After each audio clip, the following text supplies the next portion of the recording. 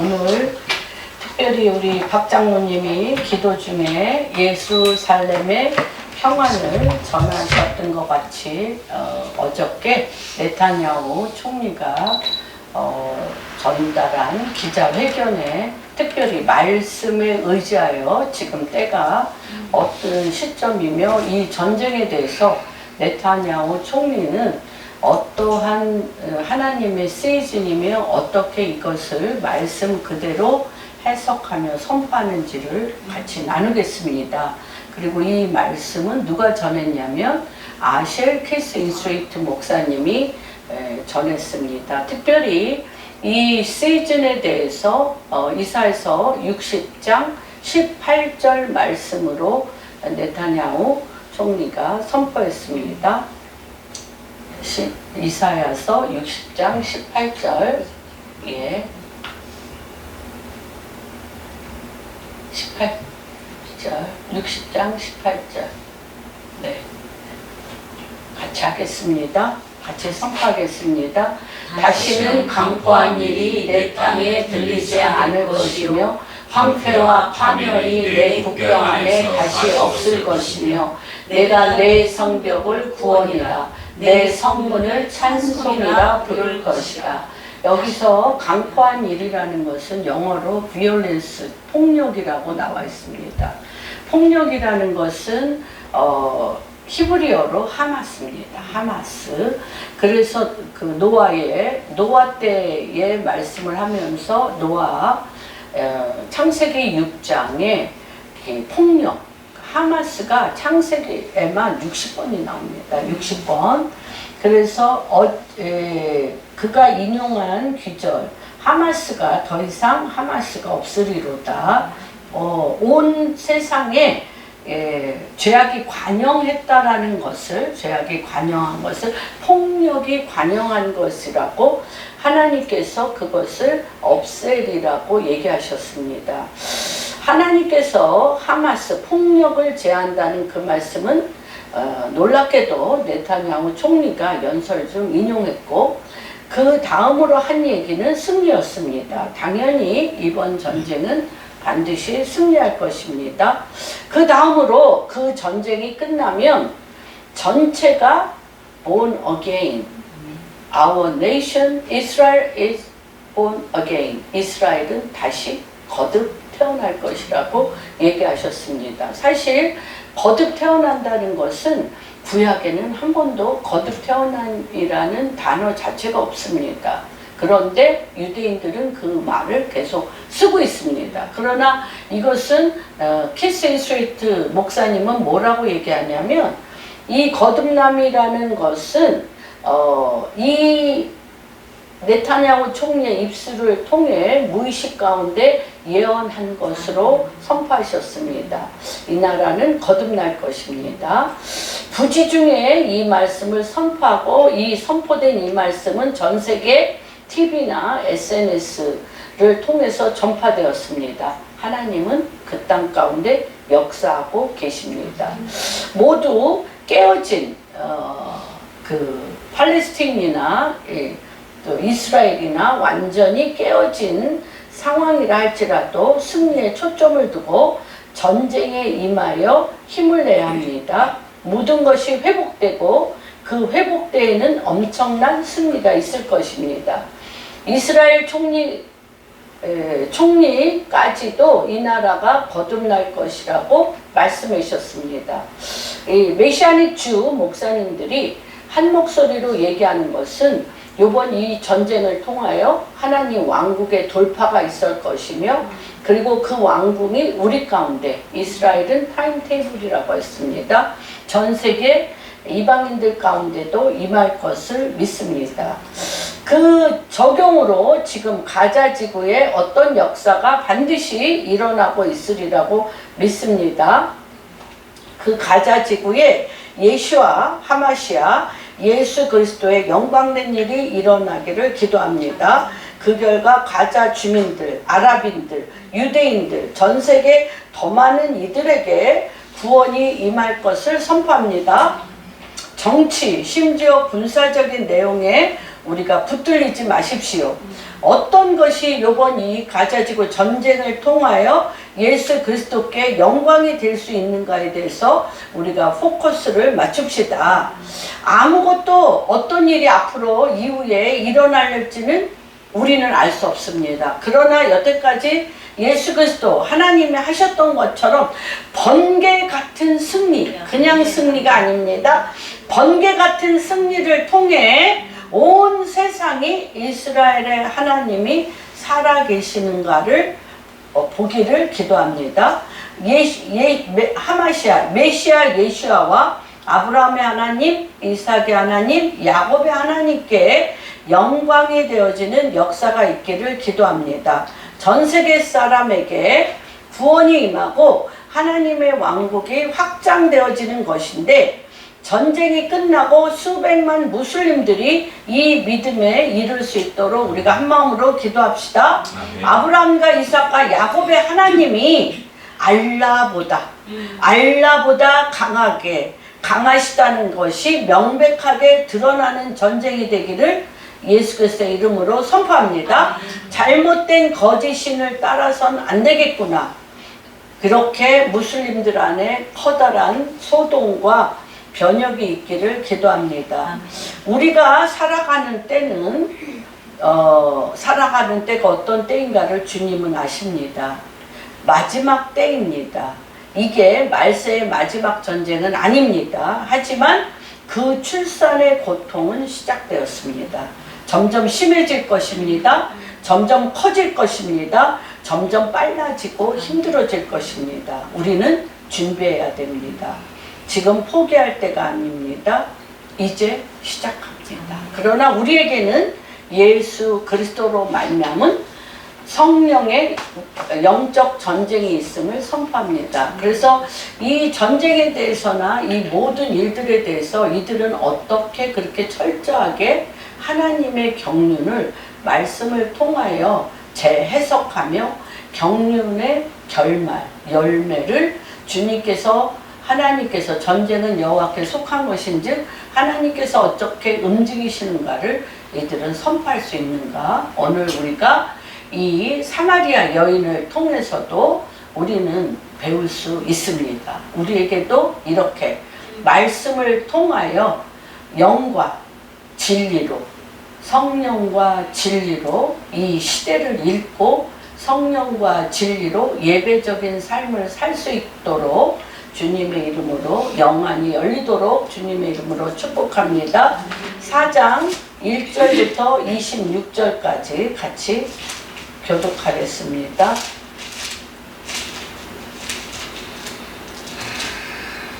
예수께서 제자를 삼고 세례를 베푸는 것이 요한보다 많다 하는 말을 바리새인들이 들은 줄을 주께서 아신지라. 예수께서 친히 세례를 베푸신 것이 아니요 제자들이 베푸는 것이라. 유대를 떠나서 다시 갈릴리로 가실새 사마리아를 통과하여야 하겠는지라. 사마리아에 있는 수가라는 동네에 이르시니 야곱이 그 아들 요셉에게 준 땅이 가깝고 거기 또 야곱의 우물이 있더라. 예수께서 길 가시다가 피곤하여 우물 곁에 그대로 앉으시니 때가 6시쯤 되었더라. 사마리아 여자 한 사람이 물을 기르러 왔음에 예수께서 물을 좀 달라 하시니 이는 제자들이 먹을 것을 사러 그 동네에 들어갔음이로라.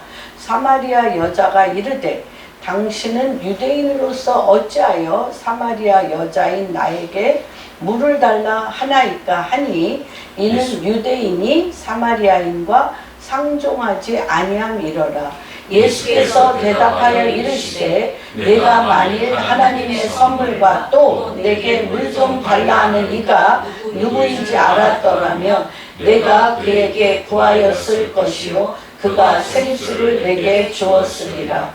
여자가 이르되 주여 물기를 그릇도 없고 이 우물은 깊은데 어디서 당신이 그 생수를 얻겠사옵나이까. 우리 조상 야곱이 이 물을 우리에게 주었고 또 여기서 자기와 자기 아들들과 짐승이 다 마셨는데 당신이 야곱보다 더 크나이까?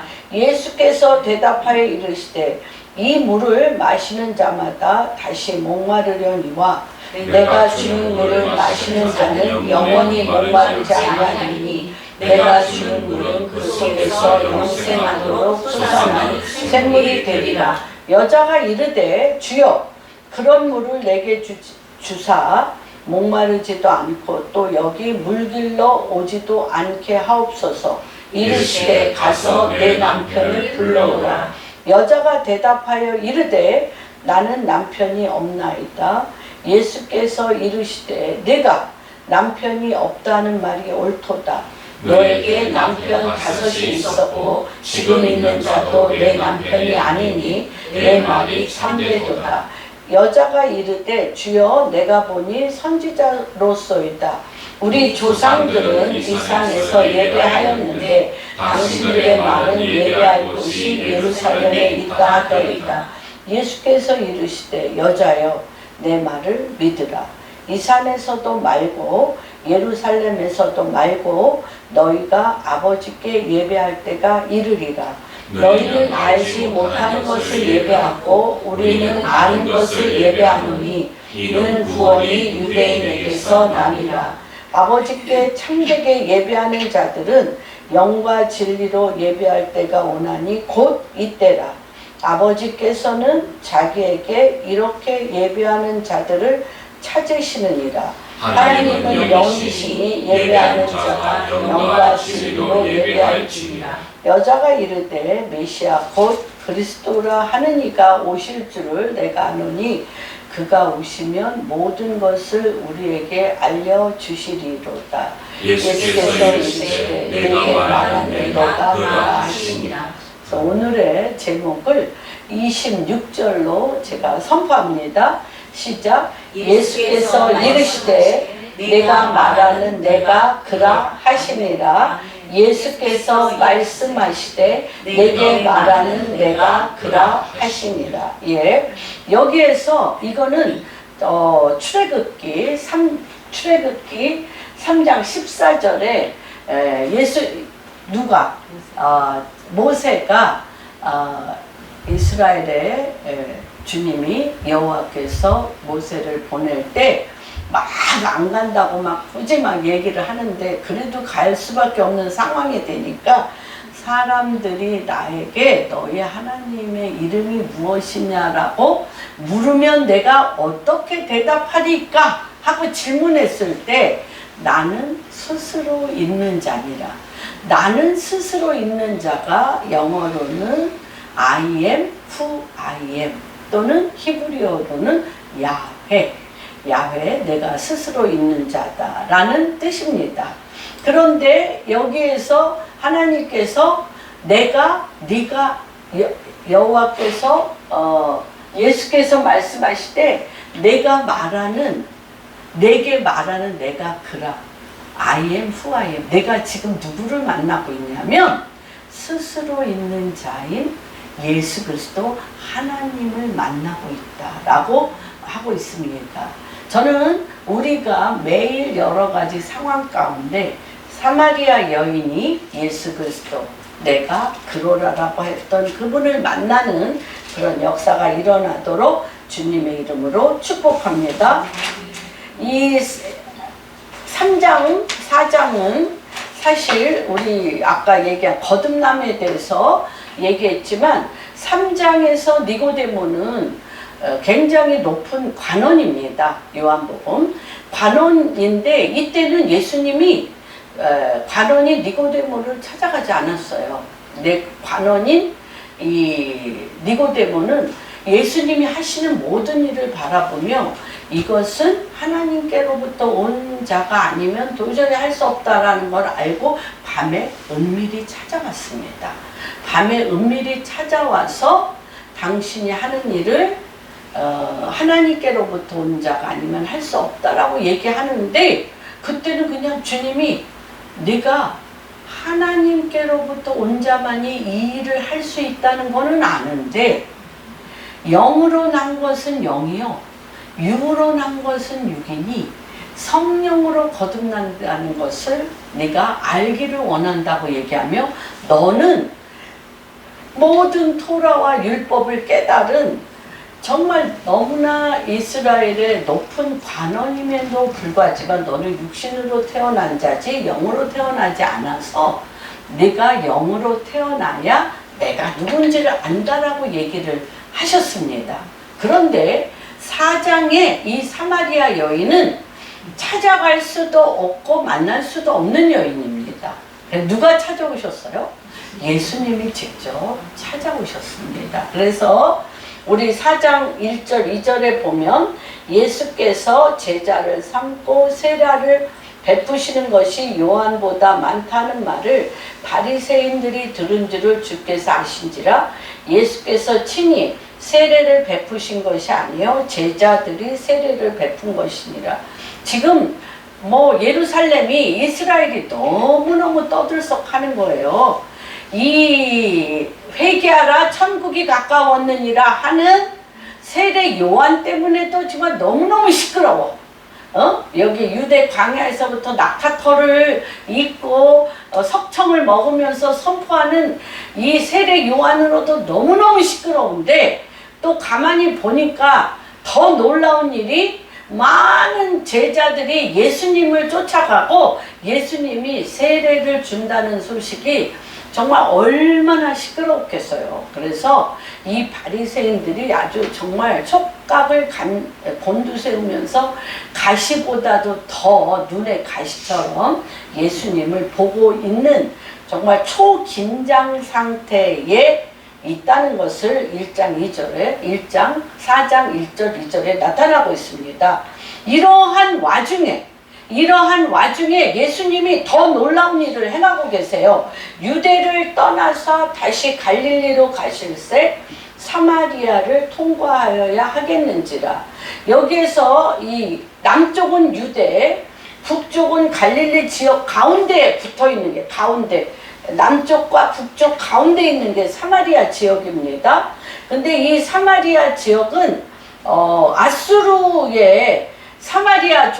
아수르에서 사마리아족과 아수르족이 혼혈을 했어요. 그래서 개같이 여겨. 그래서 이 사마리아 사람들은 개같이 여기고 아무도 지금 유대인들은 상종을 안 해요. 그래서 어디에서 바벨론에서부터 올 때도 페르시아에서 올 때도 수룹바벨을 통해서 예루살렘에 성전을 유대인들은 했지만 이들은 거기 감히 낄 수가 없기 때문에 사마리아에 있는 그리심산에 성전을 짓고 예배를 드리고 있었습니다. 그러한 상황을 지금 나타나고 있어요. 그래서 이 사마리아로 간다는 것은 있을 수가 없어요. 있을 수가 없고 돌아서가 이 사마리아를 상종하지 않고 그 땅을 안 밟으려고 돌아서 가는데 예수님은 굳이 사마리아 땅으로 들어가셨습니다. 사마리아에 있는 수가라는 성은 지금으로 얘기하면 세겜 땅입니다. 수가는 세겜 땅, 수가라는 동네 이름이 야곱이 그 아들 요셉에게 준 땅이 가깝고 거기 또 야곱의 우물이 있더라. 예수께서 길 가시다가 피곤하여 우물 곁에 그대로 앉으시니 때가 6시쯤 되었다고 얘기하고 계십니다. 예수님은 굳이 누구도 가지 아니하는 사마리아 땅에 간 것은 또 굉장히 고지대예요. 고지대고 이 사마리아는 도적들이 굉장히 출몰하고 또 잘 다니지 아니하는 유대인들이 그 땅에 갈 때는 아주 표적입니다. 표적으로 유대인들을 아주 해코지하고 도적질하고 있는 그런 굉장히 험악한 땅임에도 불구하고 거기에 잘 가지 않던 여행 경로의 목적은 하나입니다. 예수님께서 사마리아 여인을 만나려고 가셨습니다. 그럴 뿐만 아니라 6시는 정오 12시입니다. 그래서 우물가에는 이때는 아무도 안 나와요. 아무도 안 나오는데 이때 대개 아침밥 하기 전에 물 들어오고 또 또 저녁에 아주 찌는 굉장히 더워. 아주 그냥 불타는 햇볕이에요. 중동지방은 정말 불타는 햇볕에 아무도 나오지 않고 요 시간 정오 12시 요때는 거의 낮잠 시간인데 요때 이 사마리아 여인은 사람이 없을 때 이 여인은 사람이 없을 때 요때 나올 수밖에 없는 절박한 문제 사연이 있는 여인인 것을 보게 되는데 바로 그 우물가에 주님이 굉장히 많이 걸으셨잖아요. 걸으셨기 때문에 우물가 그 곁에 기대어 앉아서 피곤하셨다고 그랬어요. 피곤하여 기대에 앉아서 그 여인이 오는 것을 기다리고 있는 것들을 보게 됩니다. 여러분 한번 생각해 보세요. 예수님이 피곤함에도 불구하고 내가 정말 사람이 뜨이지 아니한 외롭고 고독한 그 어떤 곳에 있는 나를 기다리고 계신 예수님을 생각하시고 만나시는 축복이 있기를 원합니다. 근데 그때 12시에 사마리아 여자 한 사람이 물을 기르러 왔어요. 물을 기르러 왔어. 그때 예수께서 물을 좀 달라 하십니다. 여기에서는요, 사실 우리나라도 그때 당시에 남녀 7세 부동석이라고 그러고 거의 남자 여자가 부부라도 대화를 안 했어요. 부부라도. 이제 안방은 저 안에 있고 사랑채 남자들은 있고 사랑채에서 대부분 사람들이 만나고 안방은 정말 잘 가지 않는 거의 부부 사이에도 대화를 안 하던 때 유대인 남자가 사마리아 여자 그것도 12시에 물 들어온 여자에게 물을 달라고 하는 것은 하나님께서 아주 작정하신 거죠. 예수님이 이 세상에 이 여인보 같이 복잡한 사연이 많은 사람이 없는 요 여인을 향하여 핀센트로 요 여인을 딱 잡은 거예요. 딱 잡고 물을 달라고 요청을 합니다. 여러분 한 분 한 분이 어떤 분이시냐면 여러분 사연 없는 사람이 있습니까? 드러난 사연이 있고 드러나지 않은 사연이 있을 뿐이죠. 그리고 말을 할 수 있는 사연이 있고 말할 수 없는 사연이 있을 뿐이지 사연이 없다는 것은 잠자고 있다는 거예요. 그렇죠? 내적인 남하고 어떤 갈등 구조는 아니라 할지라도 인생은 무엇인가 어떻게 살아야 되나 사연이 있다는 것은 너무너무 당연한 것입니다.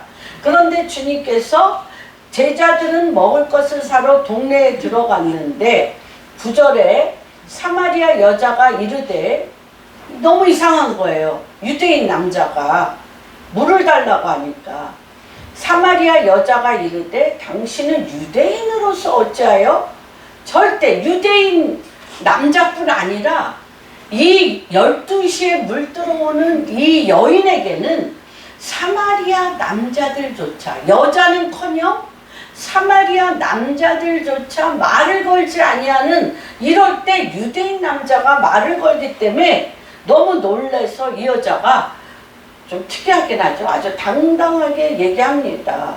어찌하여 사마리아 여자인 나에게 물을 달라 하나이까 하니 이는 유대인이 사마리아인과 상종하지 아니함이로라. 뭐를 하고 있는 거예요? 주님이 컨택하고 있는 거예요. 이 여자와 눈을 맞추며 이 여자와 대화를 시작합니다. 대화를 시작합니다. 우리가 정말 아까 얘기하잖아요. 예수님이 누구랑 대화를 시작합니까? 니고데모. 니고데모가 이 얘기하고 똑같죠? 당신이 하나님의 사람이 아니면 이런 일을 아무나 할 수 없습니다. 했더니 주님이 뭐라고 얘기를 해요? 영으로 난 것은 영이요 육으로 난 것은 육이니 네가 거듭나야 되겠다라고 얘기하니까 이 니고데모가 이런 얘기 하잖아요. 이 대화를 도저히 알아들을 수가 없어. 그래서 육으로 얘기하는데 주님이 그 영을 톡 깨우면서 니고데모의 영을 톡 깨우면서 육으로 난 것은 거듭나야, 내가 지금 이 나이가 돼서 어머니의 뱃속에 들어가야 됩니까? 거듭 태어난다는 것은 육으로는 엄마 뱃속에서 나오는 태어난 외에는 아무리 생각해도 살 수가 없어, 알 수가 없어. 그러니까 그럼 내가 이 나이에 어머니 뱃속에 들어가야 됩니까? 라고 이 니고데모가 대답할 때 육으로 난 것은 육이요 네가 알지 못하는 영으로 태어나는 게 있어. 그러면서 조금 더 깊은 데로 들어가는 것처럼 물을 달라고 하는 이 여인에게 어찌 당신이 무슨 생각으로 유대인인데 사마리아 여자인 나에게 물을 달라고 하냐고 이 여자가 이 유대인인 예수 그리스도께 이렇게 마음 안에 접근하여 들어오니까 뭐라고 얘기합니까? 주님이 전혀 다른 말을 하세요. 똑같죠? 뭐라고 얘기하십니까? 예수께서 대답하여 이르시되 내가 만일 하나님의 선물과 또 내게 물 좀 달라 하는 이가 누구인 줄 알았더라면 내가 그에게 구하였을 것이요 그가 생수를 내게 주. 너무너무 알아듣기 힘든 말이잖아요. 아니 물 좀 달라고 한 사마리아 여인에게 상종하지 않을 유대인이 왜 말을 걸죠? 라고 하니까 내가 만일 하나님의 선물과 또 내게 물 좀 달라 하던 이가 누구인지 어떻게 알아? 이 여인이 어떻게 알아? 더 깊은 데로 들어갑니다. 더 깊은 데로 들어갑니다. 하나님의 선물을 줄 사람이라는 거예요. 하나님의 선물을 줄 사람이고 또 물 좀 달라 하는 이가 누구인 줄 알았더라면 도리어 네가 구할 거래. 도리어 네가 구할 건데 뭘 구하냐면 생수 좀 달라고 내게 구할 거래. 생수 달라고. 여기는 우물물이에요. 우물물인데 여기서 생수는 강물이에요. 생수의 강이라고 그랬잖아. 생수의 강이잖아. 이거는 흐르는 물이에요. 이거는 퍼야 되는 물이고 여기서 우물물은 퍼야 돼. 그런데 아까 산악지대라고 그랬잖아요.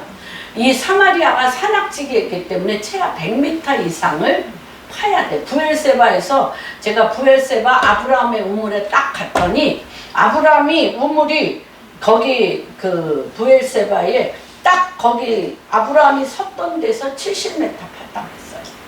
70m 딱 파서 퍼올라 솟아오르는 물이 부엘세바의 물이었어요. 거기에 있는 생물이었어요. 근데 여기는 100m 이상 더 깊이 파야 돼. 산악지. 근데 이게 얼마나 너무 이상한 말이잖아요. 하나님께서 선물을 갖고 지금 내 앞에 섰으며 내가 너에게 물을 달라 하는 이가 누구인지 알았더라면 내가 이 우물물 말고 이 퍼올리는 이 우물물 말고 흘러넘치는 아무 때나 먹을 수 있는 흘러넘치는 그냥 떠서 먹는 생수를 내가 구하였을 거라는 거예요. 이 생수가 뭘까요? 이거에 대해서 계시록 22장에 너무너무 잘 나와 있어요. 예, 이 생수에 대해서 생수의 강 22장. 그래서 지금 새 예루살렘에는 뭐가 있어요? 생수의 강이 흐르잖아요. 시편 1편에도 그랬잖아요. 시절을 쫓아 열매를 맺는. 그렇죠? 그래서 같이 읽겠습니다. 또 그가 수정같이 맑은 생명수의 강을 내게 보이니 하나님과 및 어린 양의 어디서부터 흘러나와? 하나님과 어린 양의 보좌로부터 흘러나와서 길 가운데로 흐르더라. 그 옆에 뭐가 있어요? 생명나무가 있어 12가지 열매를 맺되 달마다 그 열매를 맺고 그 나무 잎사귀들은 만국을 치료하니 이런 물이에요. 이 물, 이 생수. 어떻게 알아들어? 또 육으로 대답합니다. 그래도 이 여인은 기묘해. 여러분도 성령님과 영 안에서 이런 대화를 할 줄 아셔야 돼요. 뭐 붙들고? 말씀 붙들고. 나는 육으로 대답할 수밖에 없어. 육으로 물어볼 수밖에 없어. 그런데 성령님은 내 안에서 영으로 내 이 혼을 깨우고 영을 깨우면서 이렇게 주님은 집요하게 또 끌고 들어갑니다. 어디로 끌고 들어갑니까? 그러니까 이 여자가 또 동문서답하죠? 육신으로 이 여자는 정확하게 물어보는 거예요. 정확하게. 여자가 이럴 주여 당신 보니까 나한테 생수를 준다고 그러는데 당신은 물기를 그릇도 없어. 그리고 이 우물은 깊은데 어디서 당신이 그 생수를 얻겠나니까. 그러니까 생수를 자기한테 준다면 이 여인의 머리 구조에는 100m 깊이에 있는 이 물을 두레박으로 해서 그러면 두레박으로 해서 그 물을 퍼서 자기한테 마시게 하려나? 40이 됐는데 내가 어머니의 뱃속에 들어가야 되나? 우리의 생각 구조는 이것밖에 그래도 이 생각이라도 해도 이 얘기를 할 수 있다는 게 난 대단한 것 같아. 할 수 있을 것 같아. 너무 말 같지 않잖아. 그런데 새로운 말을 할 수가 없어. 말 같지 않은데 새로운 언어가 없어. 성령의 언어가 없는 거 여러분 아시죠? 하나님 말씀의 지혜와 계시의 영으로 말씀이 뚫리지 않으면 없어요. 영의 언어가 여러분. 이 여인도 마찬가지. 그래도 이 여인도 당신이 나한테 지금 뭐 해코지 하는 거야? 이러고 안 도망가. 그리고 이분이 누구인가 하고 씨름합니다. 영적 씨름합니다. 주님도 씨름합니다. 뭐라 그래요? 그러면서 또 이 여자가 또 얘기해. 이 우물이 보통 우물인 줄 아세요? 이 우물이 보통 우물이야? 여러분하고 너무 똑같죠? 이 우물이요. 우리 조상 야곱이 이 우물을 우리에게 주었고 또 이 우물물을 통해서 자기와 자기 아들들과 짐승을 다 힘을 갖고 살았어요. 우리 짐승들 우리 다 힘을 먹고 살았어요. 그런데 당신이 생수를 준다니까 야곱보다 더 큰 사람이에요. 너무 우리는 정말 여러분의 생각 구조를 여러분이 직시하셔야 돼. 내 생각 구조는 머리를 아무리 짜내도 사마리아 여인과 같다. 니고데모와 같다. 그래서 영을 알 수가 없다. 그래서 이거는 어떻게 해야만 알아?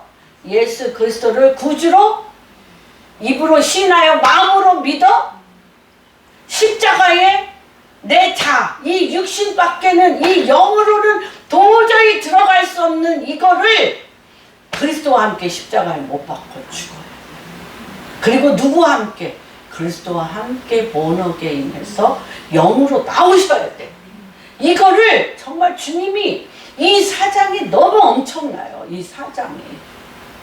여기에서 우리가 오늘 이거 제가요 여러 번 설교했어요. 여러 가지 각도, 5 남편을 각도로 해서 설교할 때도 있었고 여러 가지 설교를 했어요. 오늘은 내가 그라.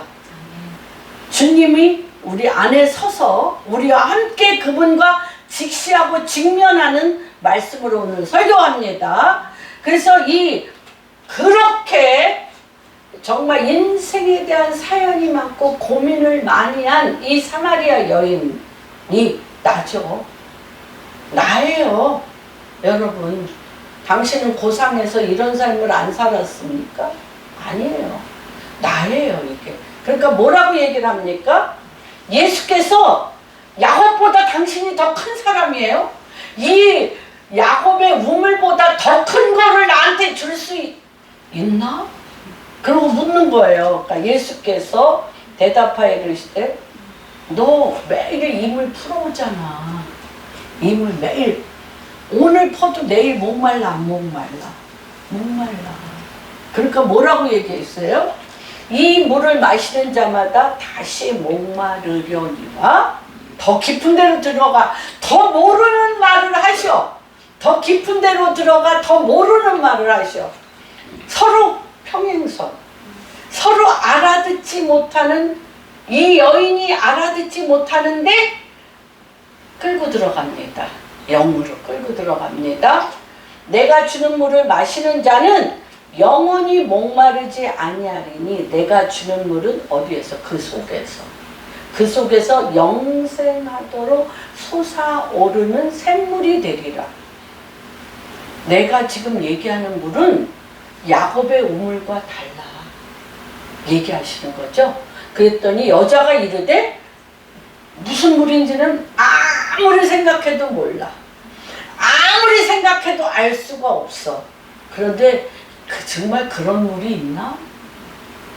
요한아, 정말 이런 물이 있나? 있어요. 있어요. 그러니까 주님이 뭐라고 얘기해요? 주여 그런 물 내게도 주사. 너무 목말라. 내 인생, 여러분 여기 지금 목말랐, 나는 정말 너무 내 인생이 목말라. 정말 목이 타. 안 타는 분 있으세요? 목 타? 어? 타? 예수 믿잖아. 목이 타. 너무너무 타. 그런 거예요. 그러니까 이 여인이 뭐라고 그러냐면 그런 물을 내게도 주사 목마르지도 않고 또 여기 물 길러 오는 게 너무너무 지긋지긋한 거야. 사람 없을 때를 피해서 몰래 나온다. 그리고 또 그때 이렇게 목말라서 서 있는 나그네를 또 유혹하는 자기 인생이 너무 싫어서 물 길러 오지도 않게 하옵소서 이랬더니 너의 목마름 이 물 마시러 오는 게 네 목마름이 아니야. 이 물 마신다고, 이 우물에서 물 마신다고 내 목이 시원한 것도 아니고 네 목마름의 근원으로 끌고 가지. 주님이, 여러분 정말 이런 대화 꼭 하고 싶습니다. 주님, 저에게도 이렇게 성령의 인도하심으로 그 속에 어두움 가운데 헤매는 자들을 이렇게 빛 가운데로 끌어낼 수 있는 이 성령의 이 인치심과 이 생명의 대화를 할 수 있게 해달라고 저는 사모하고 여러분도 그러기를 원합니다. 그랬더니 주님이 뭐라고 그러세요? 너의 근원은 뭐야? 남편 데려와. 남편 데려와. 목마름의 근원이 뭐예요? 남편 데려와. 이렇게 끄집어낼 수 있으세요. 남편 데려와. 그랬더니 이 여인이 너무 놀래지 않겠어요?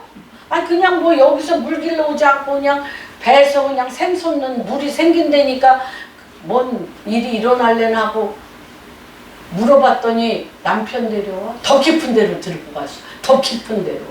그랬더니 뭐라고 그러냐면 이 여인이, 여자가 나는 남편이 없나이다. 남편이 없나이다.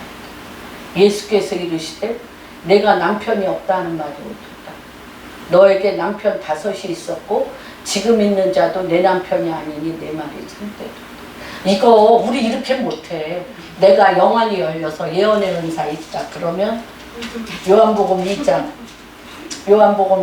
24, 25 볼까요? 예수님은 다 하셨어요. 뭐라고 했나? 예수는 그의 몸을 그들에게 의탁하지 아니하셨으니 이는 친히 모든 사람을 아시며 그 사람에 대하여 누구의 증언도 받으실 필요가 없었으니 이는 그가 친히 사람의 속에 있는 것. 저 같으리래. 왜 거짓말해? 남편 5 있었잖아. 다 헤어졌잖아. 그리고 지금 있는 남편도 내 남편 아니잖아. 이렇게 얘기해서 막 그 속을 막 긁고 그 사람에게 수치와 모멸을 주고 지금 이걸 다 아는 이분은 대단한 분이네 하고 그냥 이렇게 꽉 누르고 들어갔잖아요. 예언의 은사 있는 분들이. 안 그렇지만 이제 그런 분도 좀 있죠. 그렇죠? 그런데 예수님은 뭐라 그러냐? 내 말이 옳다. 절대적인 부정을 절대적인 긍정으로 바꿔줘. 절대적인 존재적인 부정. 그렇지. 지금인 5 남편도 남편이 아니라 그냥 지나가는 남자들을 같이 살았고 지금 사람도 그냥 지나가는 사람 데려다 같이 잠시 있는 남자일 뿐이지. 너의 삶의 모든 필요와 아픔과 너의 삶에 기댈 수 있는 남편은 너는 한 번도 없었어. 내 남편 없었어. 그렇게 절대 존재적인 부정을 그 말 깊은 속, 그래, 한 번도 남편다운 남편 없었어. 그러면서 그를 끌어안습니다. 그러니까 이 여자가 처음으로 이 사마리아 이렇게 나를 끌어 속 나 정말 이렇게 막 5 남편인데 거짓말하지 마. 너는 정말 바람둥이야. 또 딴 남자 유혹하러 왔지. 이렇게 막 나쁜 여자로 하지 않고 얼마나 유리방황하며 힘들고 어려웠냐고 그 속을 끌어안는 사람 있으면 정말 높잖아요. 높죠. 그래서 이 여자분이 처음으로 어떻게 됐어요? 자기 인생의 가장 깊은 부분을 내어놓습니다. 이 여자분이 얼마나 내 인생이 왜 이렇게 꼬일까? 왜 나는 정상적인 결혼을 못하고 5 남자가 나를 지나가고 지금도 또 다른 남자하고 있음에도 불구하고 나는 왜 이렇게 리워야단처럼 구불구불 내 인생이 되는 일이 없고 풀리는 일이 없다라고 늘 또다시 우물가에 나갈 때마다 이 여인이 생각했겠어요? 안 생각했겠어요? 생각한 거예요.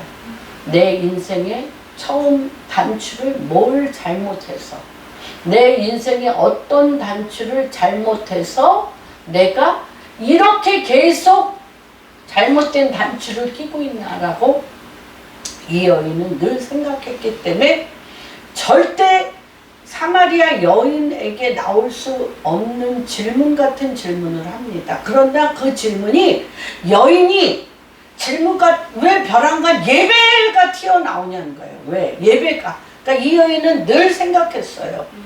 내 인생이 이렇게 잘못된 게 하나님과의 예배를 드리지 않아서 그런가? 내 인생에 잘못된 게 예배가 내가 잘못돼서 그런가를 내 잘못된 단추가 어디서부터인가를 이 여인은 늘 생각했다는 거예요. 그런 사람 많아요. 우리 설진국 목사님 잘 아시죠? 그분이 설 있잖아요. 설총의 뭐 몇십 대 후손이라고 그러셨어요. 그랬는데 아들을 계속 낳으셨대요. 그 설진국 목사님 아버님이 다 죽었대요. 너무너무 다 죽어서 할 수 없이 부처가 내 아들 하나도 못 건진다고 해서 자신의 발로 교회를 가셨대요. 그래서 설 목사님부터 아들 넷은 다 목사님이었어요. 아들 넷이 다 목사님이었어요. 그렇게 정말 우리 인생이 너무너무 이상할 때, 이상할 때 이제 그렇게 되어지는 것입니다. 그래서 여기에서 이 여인이 뭐라고 그러냐면, 이 여인이 뭐라고 얘기를 하냐면, 여자가 이르되 주여 내가 보니, 나를 다 알아? 선지자네? 선지자. 선지자인데, 선지자 하면 하나님의 사람이잖아요. 그러니까 물어봅니다. 자기가 늘 궁금했어요. 그리심 산에서 예배 드리는 게 잘못됐나? 그럼 예루살렘에 가서 예배 드려야 되나 하고 이 여인 안에 예배에 대한 내 인생의 잘못됨이 하나님과 나와의 관계인가라고 늘 갈등을 했기 때문에 자기도 모르게 푹 나온 거예요. 늘 생각했던 거. 어디서 잘못됐나? 그래서 우리 조상들은 이 산에서 예배하였는데 당신들의 말은 예배할 곳이 예루살렘에 있다 하더이다. 예수께서 이르시되 여자여 내 말을 믿으라. 이 산에서도 말고 예루살렘에서도 말고 너희가 아버지께 예배할 때가 이르리라. 너희는 알지 못하는 것을 예배하노니 이는 구원이 유대인에게서 나옴이니라. 여러분, 이게 보면 여기에서 예수님은 뭐라고 얘기를 하냐면 내가 지금 예배가 산에 있지 않다는 거예요. 그리심 산이라든지 예루살렘 산이라든지 그렇게 산에 있지 않다는 것을 말씀드립니다. 성전. 그래서 논리적으로 이 여인이 논리적으로 이성적으로 자기의 삶이 왜 이렇게 꼬였는가에 대해서 설명할 길은 없지만 막연히 자기의 인생의 고난의 원인이 하나님 때문에 내가 예배가 잘 안 되는 이유이지 않을까라고 지금 질문을 하고 있습니다. 왜 그러냐면 하나님이 우리 인생의 본질이고 우리의 생명의 기본가, 기본, 근본. 그래서 우리가 내 인생을 들여다보려면 멀리서 찾는 게 아니라 내 기본가, 내 본질에 무엇이 지금 잘못되어 있는가를 보이는 게 많이 있습니다. 그래서 우리는 하나님으로 채워지지 않으면 절대 채워지지 않는 존재예요. 우리의 기본값이 그리스도 예수 하나님이시기 때문에 우리가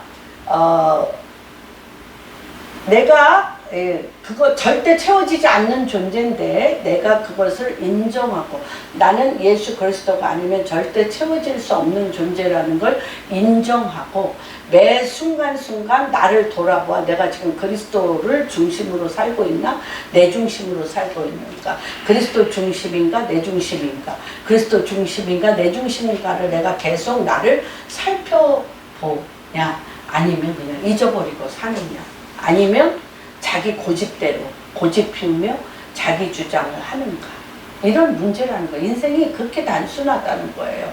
기본값, 본질 내 인생의 근본이 본질에 기반을 두고 있나 자기 고집과 자기 판단과 자기 주장으로 살고 있냐라는 거죠. 그런데 사마리아 여인은 한 번도 들어보지도 생각지도 않고 살아왔지만 이런 생각 해본 적이 있었겠어요. 왜 이렇게 내 인생이 꼬여? 왜 이 남자도 아니야? 왜 저 남자도 아니야? 근데 이게 사마리아 여인은 남자로 표현했지만 우리 안에 이 일 하면 잘 될까? 저 일 하면 잘 될까? 이거 하면 될까? 저거 하면 될까? 뭐 여자가 남자를 바꿨다면 우리는 이 아이템 바꿨다 저 아이템 바꿨다 이 아이디어 했다 저 아이디어 했다 이것이 될까 저것이 될까 얼마나 우리가 그쵸 선택했다 아니네 두들겨봤다 아니네 그러면서 우리가 얼마나 그 포커스를 맞추지 못하는 우리의 인생이 이 여인하고 똑같다는 것을 알 수가 있습니다.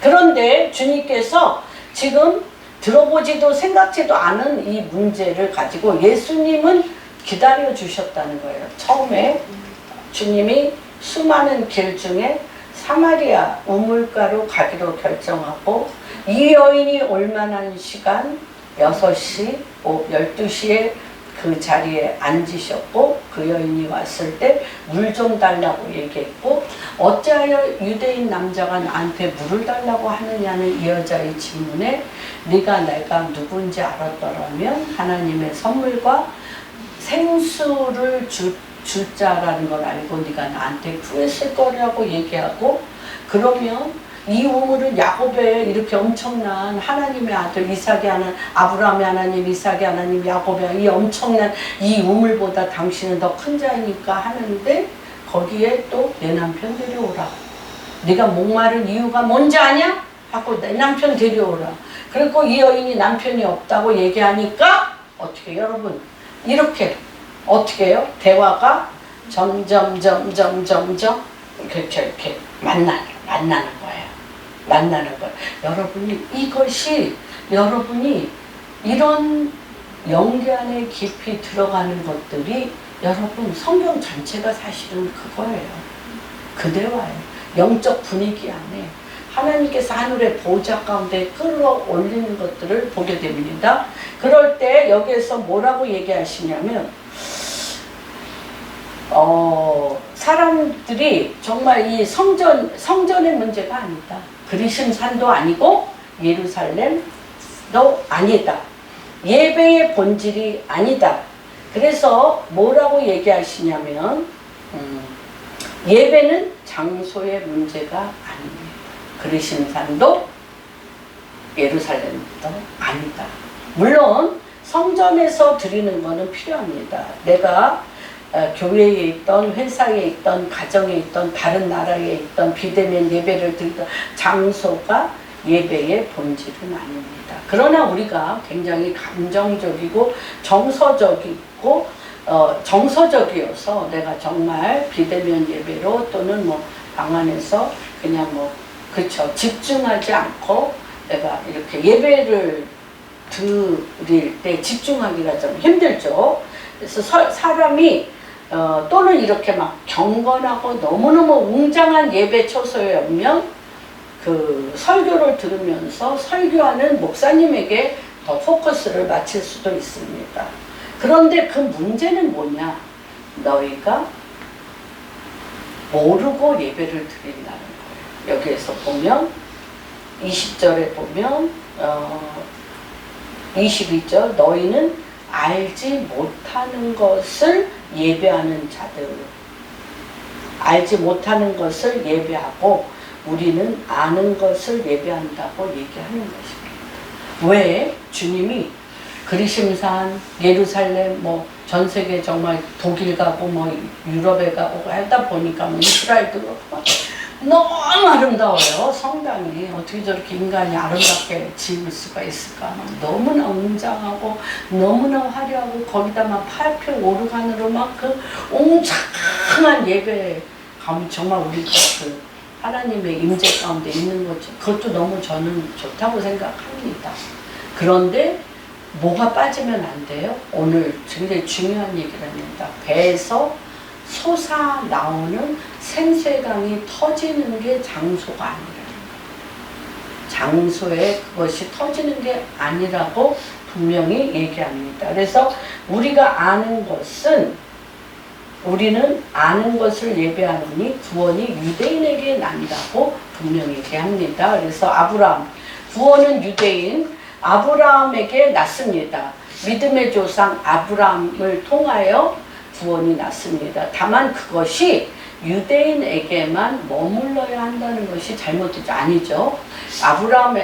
아브라함과 다윗의 자손 예수 그리스도의 세계를 통해서 예수 그리스도로 말미암아 우리가 구원을 얻게 되는 것을 우리가 봅니다.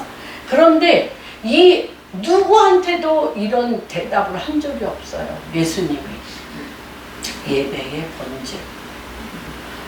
예수님의 제자들이 요한복음 6장, 마태복음의 6장에 이렇게는 얘기했습니다. 우리에게 기도를 가르쳐 주십시오. 그렇죠? 기도를 가르쳐 달라고 얘기할 때 마태복음 6장에 뭐라고 얘기했냐? 하늘에 계신 우리 아버지요.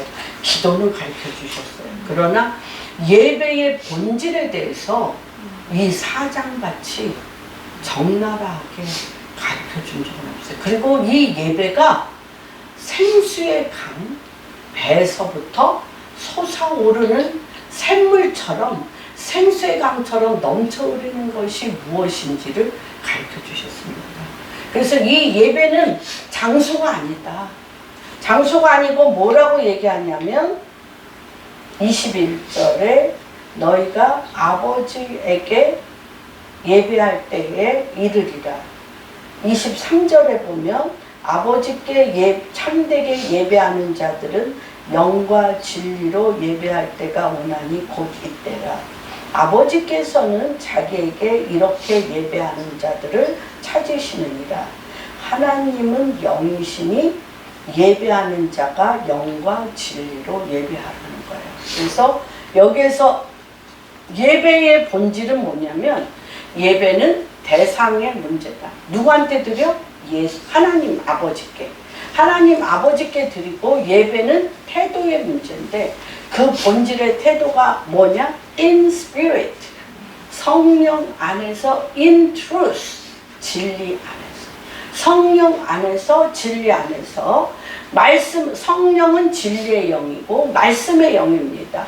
말씀 안에서 지금 아까 얘기했죠. 아까 60장 18절 지금의 전쟁은 하마스 60번 이상 폭력을 근절시키는 것이다 라고 얘기했던 것처럼 이 여인에게 주님이 분명히 얘기한 거예요.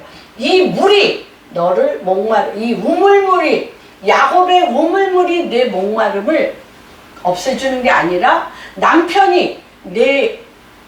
잘 만나야 네 목마름을 근절해 주는 게 아니라 사업이 잘 돼서 돈을 많이 벌어서 목마름을 근절해 주는 게 아니라 내 인생에 많은 것들이 잘 돼서 무엇이 목마름이 근절되는 게 아니라 성령 안에서 진리의 영으로 내 삶의 태도를 결정하는 것이 예배다. 이게 굉장히 중요합니다. 성령 안에서 그냥 하나님의 말씀을 지식으로 알면 지식이에요. 수백 번 읽어도, 성경을 수백 번 읽어도 성령 안에서 진리의 영으로 읽지 않으면 내 인생에 아무 상관이 없습니다. 그래서 이 영으로 난 것은 영인 성령 안에서 이 진리로 내 삶의 태도를 결정할 때 예배가 되는 거예요. 그게 예배가 돼. 그래서 성령과 말씀 안에서 예배 드리는 것이 어떤 장소에 있던지, 예배적인 태도, 예배적인 삶을 살 때는 성령 안에서 하나님의 말씀이 살아 역사해. 그래서 하나님의 말씀은 뭐예요? 영과 혼과 육과 관절과 골절을 찔러 쪼갠다. 하나님의 말씀이 뭐예요? 우리의 영을 깨우고요, 혼을 박살을 내버려요. 그렇죠? 아까 얘기하는 거잖아요. 계속 내가 뱃속에 다시 들어가야 됩니까? 야곱의 우물보다 당신은 더 큰 자입니까? 이게 안 되는 거잖아요. 이 혼을 깨트려 버려요. 그래서 이 육이 누구를 만날 때 이 육이 영의 터치를 받아야 돼. 뭘로? 지혜와 계시의 영. 지혜와 계시의 영으로 이 말씀이 지혜와 계시의 영을 만나면 어떤 일이 일어나냐면, 이게 사도 바울이 이게 엄청난 거예요. 말씀이 지혜와 계시의 영으로 내 영 가운데 들어오면 내 육신에 뭐가 임해? 성령이 너희에게 임하면 권능이 임해. 그래서 이 권능이 무엇을 하냐면 성령의 강력한 역사하는 힘이 여기에 임해. 성령의 강력하게 역사하는 힘이 내 존재 안에 임하고 내 육신에 임하고 내가 서 있는 땅과 내가 만나는 사람 안에 성령의 강력한 역사하는 힘이 영적 공간 안에 이것이 몰려드는 거예요. 여러분, 이게 몰려들 때 어떤 역사가 일어나냐? 그 안에서 하늘에서 이루어진 것이 땅에 이루어지는 거예요. 그래서 우리가 하나님 말씀을 내가 안다고 대화로 하는 거 굉장히 중요합니다. 예, 대화 가운데 하는데 역사하는 힘이 없으면, 그렇죠? 역사하는 힘이 없을 수가 너무너무 많아. 역사하는 힘이 없을 수가 너무너무 많아. 왜 그러냐면 영적 공간 안에 여러분이 깊이 들어가야 돼. 그래서 이게 깊고 어두운 밤이라고 요한의 깊고 어두운 밤 또는 많은 수녀님들 수원 영성에서 7개의 7궁방, 7개의 깊은 방에 들어간다고 얘기를 했어요. 영계 안에 깊은 방에 들어가. 깊은 방에 들어가서 하나님의 말씀이 예언과 계시로 올 수 있어요. 그런데 이것이 안 이루어지는 경우도 너무너무 많아. 왜 많냐면 성령의 강력한 역사는 강력한 권능이 입혀지지 않으면 예언은 했는데 흐지부지 돼요. 많아요. 많습니다. 그래서 어떻게 해야 돼? 이 말씀을 가지고 내가 계속적으로 말씀이 능력과 권능으로 바뀌어질 때까지 주님 앞에 엎드려 앉아 있으면서 그래서 여기에서 뭐라고 얘기하냐면 하나님께서 17장 17절 요한복음 주님이 기다리라고 그랬어요. 뭐라고 그러냐면 이 이 말씀이 어떻게 될 때까지 기다리라고 얘기하냐면요. 그죠? 그들을 진리로 거룩하게 하옵소서. 아버지의 말씀은 진리이다. 16절 내가 세상에 속하지 아니함 같이 그들도 세상에 속하지 아니했는데 그 이유가 뭐예요? 그들이 뭘로 거룩해져야 돼? 진리로. 하나님의 말씀으로 거룩해지고 말씀이 육신이 되어지고 그 말씀이 육신이 되어진 그 위에 성령이 임해야 돼요. 성령이 임할 때까지 주님이 뭐라고 그랬어요? 가르쳐줬잖아요. 사도행전 1장에 하나님의 나라에 대하여 40일간 말씀을 해서 내 생각을 변화시켰어요. 그러고 나서 그러면 됐잖아. 생각이 변화했으니까 변화된 생각을 얼마든지 얘기하고 있을 수 있어요. 근데 아무 일도 안 일어나. 응? 그러니까 주님이 뭐라고 그랬잖아요. 성령이 너에게 임할 때까지 전혀 기도에 힘쓰라. 전혀 기도에 힘쓰라. 무시로 기도에 힘쓰다 보면 2장 1절에 성령의 불같은 성령, 바람같은 성령이 더딥혀질 때 12제자가 와 120문도와 사실 누구와 같이 됐어요? 예수 그리스도와 같이 됐잖아요. 그래서 병든 자를 고치고 귀신을 내어 쫓으며 어둠에 있는 사람을 누구같이 니고데모같이 끌어내고 수가성의 사마리아 여인같이 끄집어내요. 그래서 이건 우리가 옛날에 우리나라가 지금 이제 보면 우리 이제 제가 말씀드렸죠. 우간다에 완땡 목사님들 많은 분을 모시고 갔는데 그들이 그런 얘기를 했다고 얘기했잖아요. 좀 두 가지의 특별한 것은 있는데 그분들이 그런 얘기를 했어요. 우리나라는 좀 특별했어요. 우리나라는 하나님의 말씀을 기도했잖아요. 새벽마다 기도하고 철야에 기도해서 이것도 내 가난 귀신, 병마 귀신, 조상 귀신이 안 없어져. 그러니까 어떻게 했어요? 산에 가서 밤이 맞도록 될 때까지 돌파기도 했잖아요. 그런데 제가 이제 아프리카나 딴 데 가보면 말씀을 막 선포는 해. 그런데 이것을 돌파할 수 있는 기름 부음이 임할 때까지 기도가 없어요. 안 변했어요. 본인들의 본질이 안 변했어요. 그런데 이제 두 가지야. 이들은 하나님의 킹덤의 구조는 알아. 그러나 전혀 기도에 힘쓰는 것이 준비가 안 됐고 우리는 하나님의 킹덤의 구조를 몰라. 그런데 이 돌파하고자 하는 욕망이 너무너무 커서 기도의 맛을 보니까 너무 좋아. 너무 좋으니까 밤이 맞도록 기도해대기 시작하는 거예요. 그래서 그냥 용사같이 힘이 막 올라서 새 힘을 받아서 그 다음 스텝을 가면서 정말 물질적인 축복, 굉장히 많은 축복과 다시 얘기하면 기도하면 뭐가 온다? 힘이 오른다. 여러분 말씀에 기도를 하면 힘이 솟아나고 전진할 수 있는 용기, 전진하여 달려갈 수 있는 힘이 오는 건 확실합니다. 그래서 우리가 하나님의 말씀의 구조를 통하여 킹덤도 알지만 무시로 여러분들을 기도하십니다. 근데 뭐 이거 안 하면 뭐 할 건데? 하루 24시간이 길어요? 짧아요? 길어요. 기도하고도 시간이 남아요? 안 남아요? 텔레비만 안 보면? 남아요. 쓸데없는 짓 안 하면. 그렇단 말이에요. 지금 그렇게 굉장히 중요합니다. 그래서 하나님께서 뭐라고 얘기하냐면 이 진리로 그리스도의 옷을 입으셔야 돼요.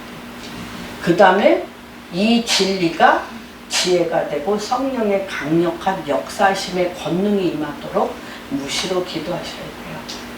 무시로 기도하면 길이 열리고 그 길이 사막의 음침한 골짜기를 다닐지라도 내가 해를 두려워하지 않으면 갈 수 있는 힘이 생기고 원수 앞에서 원수 앞에서 상을 베푸시는 하나님을 만나게 돼요. 원수 앞에서 상을 베푸시는 하나님을 만나게 돼, 맛보아 알게 되는 거예요. 맛보아 알게 돼요. 여러분. 그래서 이 무시로 기도하는 거 제가 말씀을 드렸죠. 방언으로 기도하든지, 오늘 이 말씀이면 수가성의 이 4장 말씀이 영적 공간 안에 들어가, 니고데모의 영적 공간 안에, 수가성의 이 사마리아 여인같이 영적 공간 안에 들어가 영 안에서 주님과 깊은 대화를 하는 이 안에 내가 하나님과의 친밀한 대화로 말씀의 공간 안에 들어가 보는 거예요. 그러면서 이렇게 탁 고리에 걸리는 것처럼 탁 걸리는 게 있어요. 말씀 중에. 그러면 그걸 탁 붙들고 이것이 이루어지게 해달라고 기도로 전념하여 가는 거예요. 여기 탁 고리가 있습니다. 아까 말씀드렸죠. 제가 이 4장을 정말 한 2, 30번 제가 설교를 했는데 매번 절이 달라. 귀절이 달라. 그런데 오늘의 기도, 오늘은 제가 포커스를 맞춘 게 무엇이냐면 예배입니다. 예배인데 그 예배가 무엇이냐면 이 배에서 솟아오르는 샘물이 뭐예요? 배에서 솟아오르는 샘물이 뭐예요? 생수가 뭐예요? 말씀. 영과 진리의 말씀. 성령 안에서 수도 없는 66권의 이 생명의 이 말씀이 내 안에서 살아 역사하여서 샘물처럼 펑펑펑 나오는데, 이 말씀이 오늘은 이게 걸려들어. 내일은 이게 걸려들어. 근데 이게 생명나무잖아요. 이 말씀은 생명나무잖아요. 그래서 이 생명나무 말씀이 성령의 생수를 타고 올라가 치유하게 되고 열매 맺게 되고 시절을 쫓아 열매 맺게 되고 뿌리가 더 깊어지는.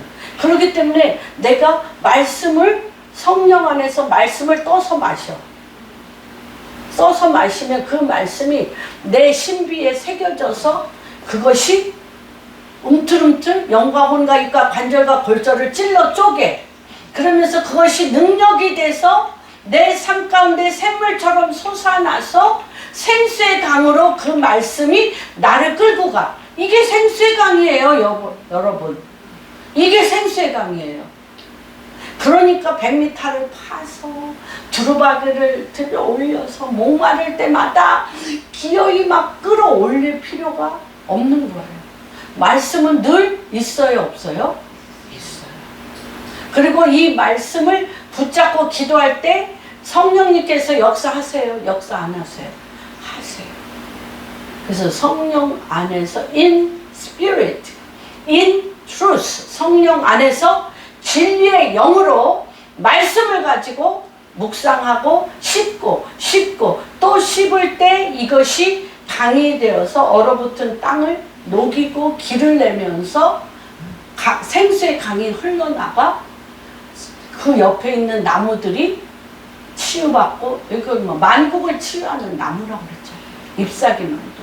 하나님 말씀이 내 입에서 성령 안에서 나가게 되면 그 말씀을, 그쵸, 사마리아 여인이 먹었잖아요.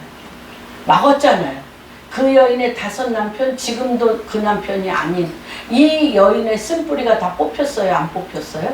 뽑혔어요. 내 인생에 대해서 다 아는 자를 내가 만났다. 내 인생에 대해서 다 아시는 분을 내가 만났어요. 그럼 이제 지금부터 누구로 시작하게 되는 거예요? 누구로 시작해? 응?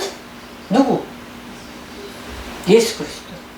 성령 안에서 진리의 영이신 예수 그리스도로 내가 시작하는 거예요. 그러면 예수 그리스도가 갔던 길을 이 여인이 갈 수 있어요? 갈 수 있는 것이에요. 그래서 주님이 뭐라고 할까? 이 여인이 보통 여인이 아니에요. 뭐라고 얘기해요? 예배를 하니까 이 여인이 24절에 뭐라고 얘기하나 봅시다. 23절, 아버지께 참되게 예배하는 자들은 영과 진리로 예배할 때가 오나니 곧 이때라. 아버지께서는 자기에게 이렇게 예배하는 자들을 찾는다고 그랬어요. 하나님은 영이시니 예배하는 자가 영과 진리로 예배할. 그러니까 이 여인이 딱 얘기해. 메시아가 임하시면 되는데 메시아 여기 그렇잖아요. 여자가 이르되 메시아 곧 그리스도라 하는 이가 오실 줄을 내가 아노니 그가 오시면 모든 것을 우리에게 그러니까 in spirit 성령 안에서 진리의 영인 메시아 그리스도가 내 안에서 너희가 누구에게도 물을 필요가 없나니 요한일서 2장 1장 27절 성령이 너희 안에서 하나님 말씀이 어떻게 생수의 강처럼 기억나게 하고 하나님 말씀이 기억나게 하고 그 말씀이 살아 역사하여 너에게 길을 인도한다고 그랬잖아요. 인도한다고 그랬잖아요. 그렇죠. 이 여인이 그걸 아는 거예요. 이 여인이 그래요.